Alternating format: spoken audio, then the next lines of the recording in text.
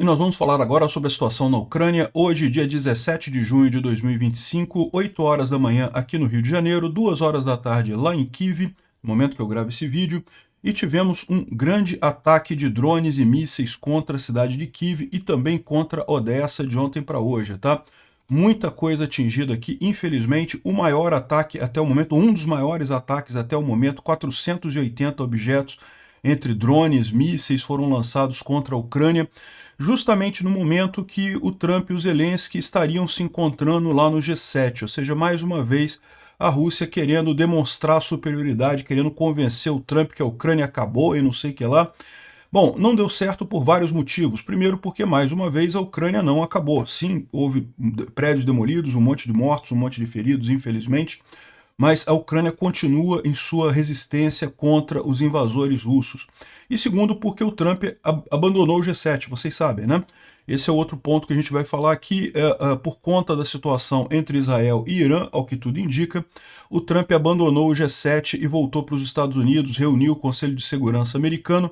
A gente vai falar mais sobre isso lá no vídeo do Irã de hoje, mas com isso o encontro do Trump com o Zelensky não vai acontecer e, na verdade, nenhum encontro no G7 significativo, né? Bom, além disso, na linha de frente não tivemos nenhuma grande mudança, apenas os ucranianos avançando fortemente aqui na região de Kursk, aqui em Totkino e também aqui em Sumy, contra a ofensiva russa que tinha ganhado algum espaço aqui, está recuando neste momento, né? Mas nada muito significativo, tudo pequenos avanços de ambos os lados, né? Tivemos também um ataque em Briansk e uma grande explosão que aconteceu aqui em Taganrog, que a gente não sabe exatamente o que é. Vamos falar sobre esses e outros assuntos em detalhes. Essas notícias foram sugeridas por 8/1 foi Revolução do Proletariado, eu sou Barbudo e várias outras pessoas. Obrigado aí ao pessoal que sugeriu notícias lá no nosso site, no wrevolving.com. E obrigado a você que está assistindo o nosso vídeo. Se você gosta do nosso conteúdo, por favor, deixe o seu like e se inscreva aqui no canal, né? E bom, para avisar vocês, eu vou iniciar uma nova vaquinha para ajudar os brasileiros que estão chegando lá na Ucrânia, tá? Tem chegado muito brasileiro lá e eventualmente há alguma demora no papel de documentação para eles serem admitidos lá no Ministério da Defesa da Ucrânia. Então o pessoal lá, o Alex Silva está cuidando desse pessoal, tem um lugar para eles ficarem lá e coisa e tal, só que isso tudo é despesa, tudo tem custo, né? Então a gente vai fazer mais uma vaquinha para ajudar esse pessoal que está lá em Kyiv. Então, novamente, ninguém vai pagar passagem de ninguém e você já deve ir com dinheiro, inclusive, para voltar se for preciso. Mas, eventualmente, para ajudar o pessoal que está lá, é muita gente, é muito brasileiro que está lá, tá? Então, a gente precisa ajudar esse pessoal para fazer a nossa parte nisso daqui. Nós vamos começar ainda essa semana a vaquinha, eu estou só avisando a vocês do início desse processo, tá? Bom, falando aqui sobre os ataques russos contra Kyiv ontem, a Rússia lançou um grande ataque aéreo ontem com 472 objetos, entre mísseis, drones e mais um monte de coisa, né? Foram 239 drones derrubados, outros 163 derrubados por guerra eletrônica, também foram derrubados 2 Kinjal, 15 Ra-101, 8 Ra-69, 1 Ra-31P, o Ra-31P é o míssil contra a radiação, né, que busca radares e coisa e tal. A gente não tem aqui a informação do total que foram lançados, tá? Assim, do total de mísseis e drones discriminados aqui. A gente sabe que foram 472 no total lançados, e esses todos aqui foram derrubados, então um bom resultado, mas ainda assim, devido a ser um ataque muito grande, né, causou muitos danos, tá? Particularmente chama atenção esse momento aqui em que um drone russo atinge um prédio residencial lá em Kyiv. Aqui, ó. Mais uma vez, o que a gente fala, os russos atingindo abertamente prédios residenciais, nenhum objetivo militar, nada que efetivamente tem algum motivo para atingir esse prédio, e foi atingido ali, explodiu, atrapalhando a vida de um monte de gente, né? Outros prédios foram totalmente destruídos. Esse aqui não é o mesmo prédio, tá? Mas esse aqui também foi atingido pelos mísseis russos ontem, mísseis e drones russos. Isso aqui também é em Kyiv, tá? Numa região mais afastada, mas o prédio, infelizmente, foi todo destruído aqui, como vocês podem ver. Chegou a desabar aqui esse prédio ontem. O Klitschko, que é o prefeito de Kyiv, ele está mostrando aqui, ó, as evidências de uso de munição fragmentante nos ataques de ontem contra Kiev, né? Isso é um crime de guerra absurdo. Munição fragmentante você usar contra alvos militares não é um problema, mas foi usado contra alvos civis. Os russos lançaram mísseis com munição fragmentante contra Kiev, né? Munição fragmentante, para quem não sabe, o míssil chega perto do local e explode, jogando um monte de munições que explodem também na área, né? Isso é usado justamente quando você tem concentrações de tropas ou movimentação do inimigo, porque você consegue um dano grande numa área afastada. Não é uma munição que penetre, ela não vai furar um bunker, não vai destruir um blindado, por exemplo, mas ela vai agir numa área muito grande. Ou seja, o pior uso possível que se pode fazer é justamente em população civil, ou em que você não tem blindagem, não tem proteção militar, não tem proteção, blindagem adequada, e ao mesmo tempo, né, você causa um dano grande, porque você vai matar um monte de civis. E está aqui o prefeito de Kiev mostrando esse prédio aqui, nesse prédio aqui que foi atingido, um monte de munições fragmentantes aqui, ressaltando o absurdo dessa ação russa contra a Ucrânia ontem, né? Até esse momento a gente tem 14 pessoas mortas em Kiev devido a esses drones e mísseis que mataram ucranianos inocentes, inclusive muitas crianças. E o ataque foi de madrugada, foi por volta das 2 horas da madrugada lá em Kiev. Foi no momento que a gente estava fazendo a live do Irã e de Israel ontem, né? Ontem a gente fez uma live acompanhando os desdobramentos lá do conflito entre Israel e o Irã, né? E a possível entrada dos Estados Unidos nessa guerra. A gente mantém isso, eu vou falar mais sobre isso no vídeo de Israel hoje. É possível que os Estados Unidos entrem nessa guerra, a gente estava cobrindo isso ontem, e no momento que a gente estava cobrindo a guerra lá entre o Irã e Israel, a gente falou também sobre esse ataque em Kiev. Foram várias explosões, infelizmente, muita coisa atingida, 14 mortos, um monte de prejuízo material, muito triste isso, né? O Zelensky fala aqui sobre as informações sobre o ataque massivo, foram 440 drones e 32 mísseis usados. Kiev teve um dos piores ataques, também Odessa, Zaporizhia, Chernihiv, Zhytomyr, Kirovograd, Mykolaiv e a região de Kiev, tudo foram atacados. Muitos esforços acontecendo para resgatar as pessoas que foram atingidas e coisa e tal. Ou seja, um absurdo. O Putin faz isso apenas porque ele pode continuar essa guerra, ele quer que a guerra continue, ele fica mais forte, ele se torna mais forte quando os poderosos do mundo cegam o olho, né, viram o olho para o outro lado, fingem que não estão vendo, né? Evidentemente, isso daqui é um recado para o Trump, né? Nós estamos em contato com todos os parceiros em todos os níveis possíveis para garantir uma resposta apropriada. São os terroristas que precisam sentir a dor, não pessoas inocentes, né? Então, mais uma vez ressaltando o absurdo que é isso daí e o posicionamento do Trump nessa história toda, né? Bom, houve uma grande explosão reportada em Briansk, na Rússia, nessa posição aqui, nessa região aqui. Não sabemos ainda o que é na cidade de Klintse, mas não temos ainda ideia do que seja isso daqui, nem mesmo se foi um ataque ucraniano. Da mesma forma, tem essa enorme nuvem aqui, essa explosão muito grande aqui que aconteceu em Taganrog, que é ali na Rússia, próximo de Rostov-on-Don. Uma grande nuvem aqui, com formato de cogumelo, alguma coisa grande explodiu aqui. De novo, a gente não sabe se foi um ataque ucraniano ou se foi algum acidente, alguma coisa lá na Rússia que gerou isso daqui. Tem várias imagens dessa nuvem aqui, de vários cantos, né? O pessoal fez a geolocalização, chegou à conclusão de que isso daqui é aqui em Taganrog. Taganrog é essa área aqui, próxima de Rostov-on-Don, e aqui tem uma base militar muito grande, muito usada pelos russos aqui em Taganrog. Possivelmente alguma coisa explodiu aqui, não sabemos de novo se foi um ataque ucraniano, se foi um acidente, o que aconteceu, mas certamente alguma coisa muito grande aqui nessa nuvem, nessa região. Uma explosão muito grande aqui, né? Bom, a gente teve essa imagem que surgiu de um helicóptero russo totalmente destruído. Não temos certeza de quando que é essa imagem, tá? Ela foi publicada ontem, tá? Na verdade, quer dizer, foi publicada a primeira vez 14 de junho, alguns dias atrás, por uma pessoa de Jankoy. Jankoy é essa região aqui da Crimeia temporariamente ocupada. Aqui, Jankoy é essa cidade aqui. E não sabemos quando que isso foi filmado, foi postado, como eu disse, no dia 14, e mostra um helicóptero muito danificado aqui sendo transportado pelos russos. Não sabemos se teve algum ataque ucraniano que danificou helicópteros e outras forças russas ali na região. A gente lembra que alguns dias atrás teve sim um ataque ucraniano contra a Crimeia, né, e inclusive contra Jankoy, Simferopol e outras áreas ali. Pode ser que a gente esteja vendo aqui o resultado disso. Isso mostra uma outra coisa que eu tenho falado para vocês também, que os russos têm feito um controle muito mais rígido em termos de informações sobre ataques ucranianos, né? Vocês sabem, quando a gente fica sabendo o resultado de um ataque, é porque alguém ali filmou a coisa e postou na internet e a gente acaba tendo acesso a essas informações, né? Então, isso tem ficado mais raro. Esses últimos ataques ucranianos, a gente não tem informação porque as pessoas não postam na internet. Os russos têm feito um controle maior sobre isso, né? Evitando que os civis postem esses detalhes. Então, aqui a gente tem uma dica desse ataque passado que teria tido com sucesso, mas a gente não sabe de quando é que é esse vídeo, tá?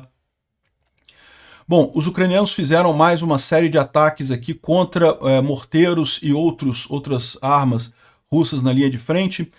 Na linha de frente a gente tem aqui as informações de que os ucranianos avançaram aqui na região de Sumy. Então, em Sumy, os russos perderam espaço, eles estavam avançando aqui. Muita gente ficou preocupada que eles iam chegar a não sei quantos quilômetros de Sumy, coisa e tal. E eu avisei aqui, não chegariam, é normal avançar um pouco, porque vão encontrar as posições defensivas ucranianas aqui um pouco mais adiante. Os russos tinham colocado 50 mil soldados para fazer essa grande ofensiva aqui, e a ofensiva falhou completamente, não chegou a lugar nenhum, e os ucranianos já estão retomando o território aqui, né? Lembrando que essa ofensiva é aquela que a gente mencionou ontem, em que os russos não estão usando blindados, tá? Eles estão usando só motocicleta e o pessoal na frente, que está aqui, até a terra está fazendo essa manchete aqui. Curioso isso, né? Acho que não caiu o pix dos russos dessa vez aqui. A guerra da Ucrânia entrou em fase Mad Max. A Rússia está lançando investidas de motocicletas para romper a linha de frente. Soldados têm apenas 3 segundos para reagir. Quem sobrevive só ganha o direito de ir na próxima onda.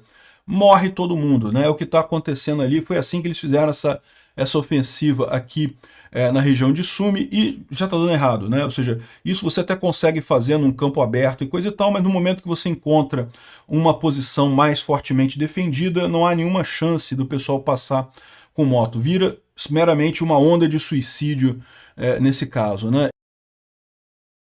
E, de fato, a gente tem informações aqui de uma única brigada russa que perdeu 12 mil homens, mais do que 5 vezes a força dela normal. Ou seja, perdeu 12 mil homens, por quê? Porque o pessoal vai para lá, é basicamente uma brigada suicida, você vai para lá, você morre, né? Soldados dizem que eles são sujeitos a violência, abuso, tortura, roubo pelos próprios comandantes, que jogam eles em ataques de sangue, onde milhares morrem. É a 15ª Brigada de Rifles Motorizados, e essa brigada especificamente não está em Kursk, não está ali em Sumy. Ela está na região de Avdiivka ali e na região de Pokrovsk, né? Então está perdendo muita gente ali. Mas é um indicativo de como é que funcionam essas brigadas russas. As que estão ali em Kursk e Sumy é basicamente a mesma coisa. É basicamente brigada suicida, né? Perdendo 5 vezes a quantidade total de soldados que tem na brigada. É suicídio completo. E o que acontece é isso. Você vê a situação aqui em que não tem nenhuma mudança na linha de frente. Aqui, ó, mais uma vez, nenhuma mudança aqui. Aqui também nenhuma mudança. Aqui na cidade de Bilohorivka, perto de Siversky, nenhuma mudança aqui. Aqui em Pokrovsk também, mais uma vez, nenhuma mudança. E aqui, mais ao sul, na região de Baityr, próximo de Velika Novosilka, e também não tem nenhuma mudança aqui. Ou seja, o que você vê acontecendo é isso, né? Esses avanços inúteis dos russos, em que morrem um monte de russos e não conseguem avançar absolutamente nada, não conseguem mudar absolutamente nada, né? O Polevolan também chama atenção para o avanço ucraniano aqui em Totkino, tá?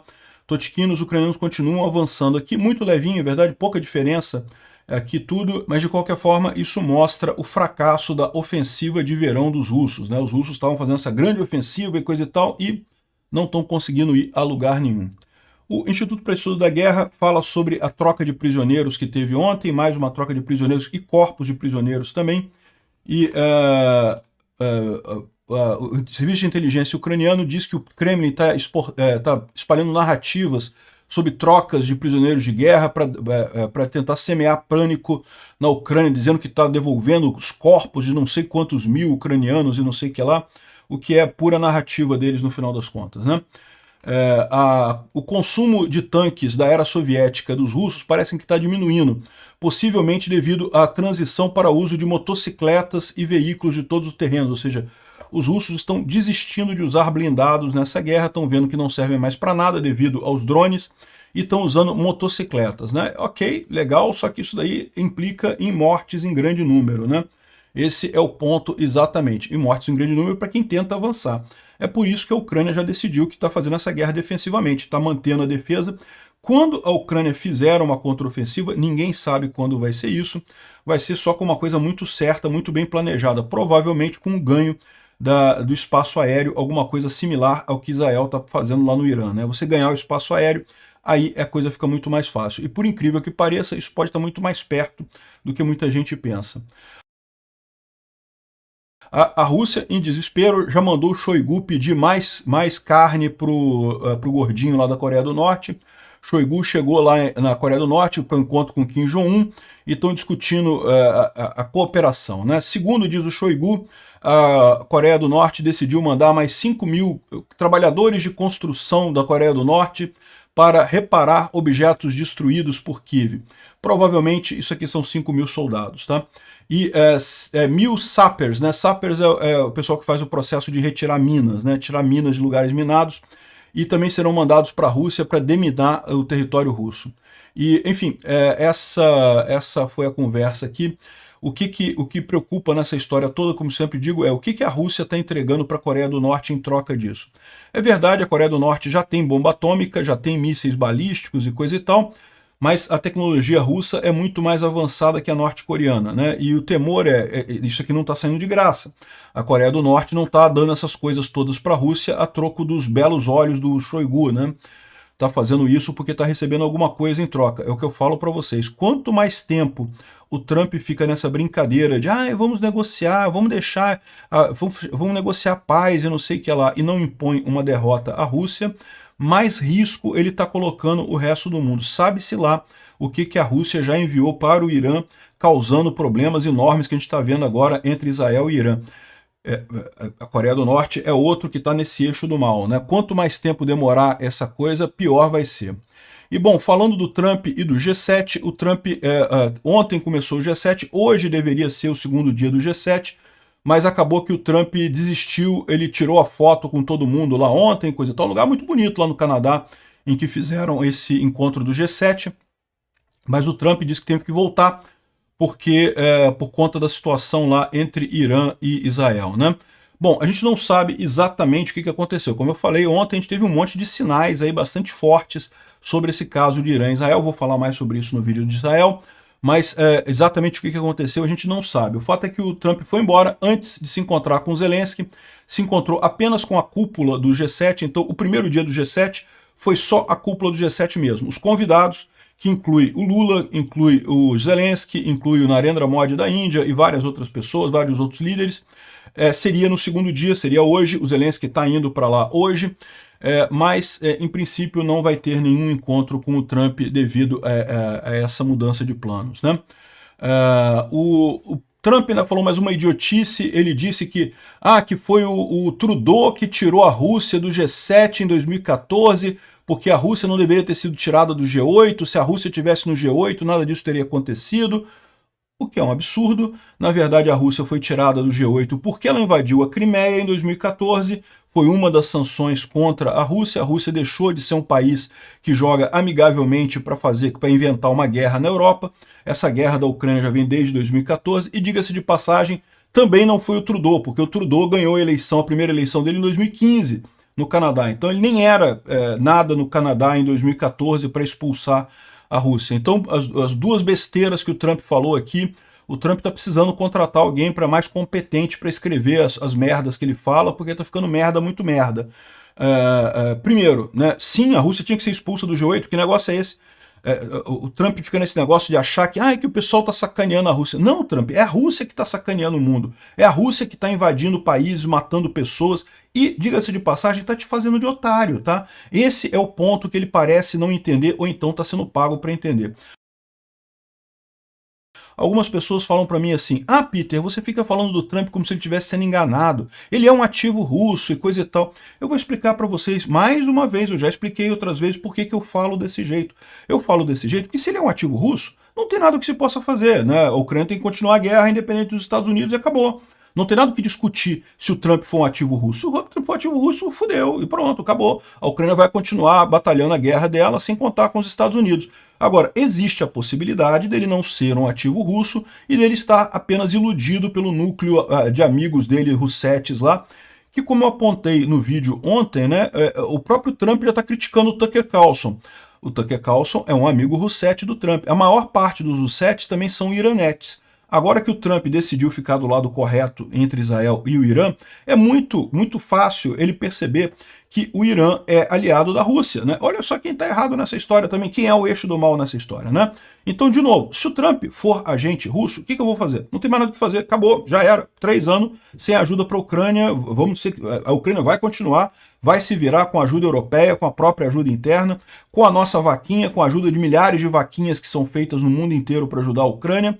O impeachment nos Estados Unidos é muito mais difícil que aqui no Brasil, então a chance dele ser tirado do poder é mínima, então assim, não tem muito que possa ser feito.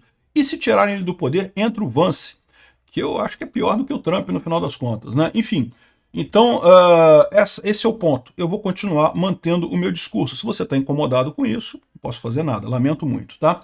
Enfim, mas é um absurdo o que ele disse aqui. Essa questão sobre o G8 é uma coisa totalmente sem sentido, um monte de merda. O que ou alguém tá cuspindo essas merdas no ouvido dele, ou então ele tá fazendo essas merdas sozinhos. O que eu acho que a gente tem que fazer é convencer ele que não tem alternativa. Ele vai ter que se voltar contra o criador dele lá, contra o Putin, né? No encontro lá do G7, o Trump disse que ele não está com pressa de impor mais sanções contra a Rússia, ele está esperando para ver se conseguem um acordo para chegar ao fim da guerra, né? Então, ou seja, parece que mais uma vez, as 2 semanas que ele falou, 2 semanas, agora estamos num prazo indefinido de semanas que o Trump está esperando o Putin resolver parar de atacar a Ucrânia. E segundo o Jane Kiev, aqui ele está dizendo que a nova estratégia do Trump para parar a guerra é permitir que a Rússia destrua a Ucrânia, né? Se não tiver ucranianos, não tem guerra. Segundo esse artigo aqui de uma revista ucraniana, os Estados Unidos querem forçar a negociação ao não enviar armas para a Ucrânia, né? Isso pode ser que o Trump tenha pensado nisso, pode ser que o Putin tenha falado: pare de mandar armas para a Ucrânia que a gente vai negociar e coisa e tal, né? Só que aí, o que a Rússia fez? Atacou Kiev com muita força, matou um monte de gente, matou 14 pessoas, destruiu um monte de coisa. Enfim, o G7, portanto, emitiu uma declaração aqui falando sobre as guerras e coisa e tal, mas nada que mude nada no final das contas. O Andriy Shiba, que é o ministro das Relações Exteriores da Ucrânia, disse que o Putin está deliberadamente atacando civis durante o encontro do G7, um claro sinal de não se importar com os Estados Unidos e parceiros que estão pedindo pelo fim da violência, né? A Rússia rejeita a diplomacia enquanto continua bombardeando Kiev. Ou seja, sempre que o Putin vai ver uma oportunidade, ele vai fazer esse tipo de ataque. Por quê? Porque lembra, o Putin não está brigando com a Ucrânia, não está brigando com os Estados Unidos, ele está brigando com o próprio povo. Ele tem que ter força para se manter no poder. Esse tipo de ataque é ataque desesperado. E a prova disso é que o próprio Trump, quando foi informado, o Trump viu com surpresa esse ataque de mísseis contra Kiev, não falou nada, mas viu com surpresa esse ataque de mísseis contra Kiev, coisa e tal. Eu não sei o que ele esperava. Se ele está achando que diminuir o envio de armas para a Ucrânia vai fazer com que a Rússia recue, ele está muito enganado, né? Infelizmente, parece que não vai ter nenhuma novidade por conta desse G7. Agora, a Ucrânia fez o primeiro passo em relação àquele acordo mineral com os Estados Unidos. Iniciou a primeira preparação para um depósito de lítio em Kirovograd, né, na região de Kirovograd. Então começaram esse primeiro processo com uma empresa americana, TechMet, e um outro bilionário que está financiando isso, ou seja, essa é o primeiro passo do acordo de minerais da Ucrânia com os Estados Unidos. Vamos ver se isso daqui ajuda alguma coisa. Kirovograd foi uma das áreas atingidas essa noite pelo ataque russo, né? Então, bom, é a Ucrânia tentando fazer a parte dela nessa história e vai continuar, tá? Não achem que se o Trump não fizer nada, que vai acabar a guerra, que os russos vão dominar. Não vão, os russos já perderam essa guerra. Bom, vai ter o encontro do Lula e do Zelensky nessa terça-feira. Eu não falei muita coisa sobre isso porque não se espera nada. Obrigado por assistir o vídeo até o final. Se gostou do conteúdo, não esqueça de deixar o seu like, isso ajuda o canal a crescer e a chegar para mais gente. Se não gostou, deixe o dislike e explique nos comentários como podemos melhorar. Comente também sugestões de temas que podemos trazer por aqui. Comentários insultuosos ou defendendo ditaduras e criminosos de guerra serão sumariamente bloqueados. Agradeço a compreensão. Se ainda não é inscrito no canal, considere se inscrever clicando no botão inscrever-se abaixo e marcando a campainha para todos os avisos.